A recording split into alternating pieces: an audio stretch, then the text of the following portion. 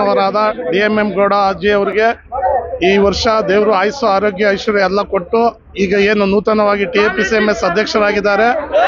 ಹಾಗೆ ಈ ನಮ್ಮ ಕಾಂಗ್ರೆಸ್ ಸರ್ಕಾರ ಇರೋದ್ರೊಳಗಡೆ ಒಂದು MLC ಅಥವಾ ಒಂದು ಬೋರ್ಡ್ ಚೇರ್ಮನ್ ದೇವರು ಕಾಣಿಸ್ತದೆ. ಮತ್ತೆ ನಮ್ಮ ಹೈಕಮಾಂಡ್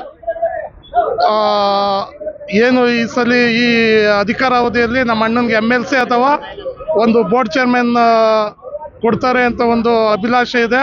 ಅದು ದೇವರು ಅನುಗ್ರಹದಿಂದ ನೆರವೇರಲಿ ಅಂತ ಹೇಳಿ ನಮ್ಮ ಅಣ್ಣನ 65ನೇ ವರ್ಷದ ಹುಟ್ಟುಹಬ್ಬದ ಸಂದರ್ಭದಲ್ಲಿ ನಾನು ಹೇಳಕ್ಕೆ ಇಚ್ಛೆ ಪಡ್ತೀನಿ. ಎಲ್ಲರಿಗೂ ನಮಸ್ಕಾರ.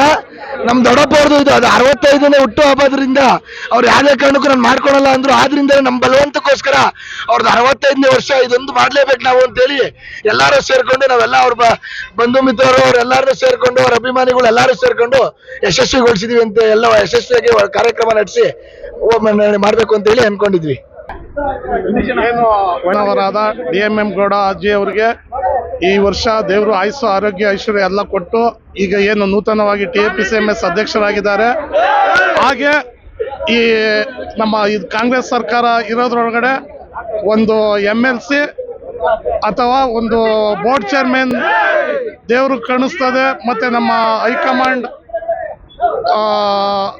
ಏನು ಈ ಸಲ ಈ ಅಧಿಕಾರಾವಧಿಯಲ್ಲಿ ನಮ್ಮ ಅಣ್ಣನಿಗೆ MLC ಅಥವಾ ಒಂದು ಬೋರ್ಡ್ ಚೇರ್ಮನ್ ಕೊಡ್ತಾರೆ ಅಂತ ಒಂದು ಅಭಿಲಾಷೆ ಇದೆ.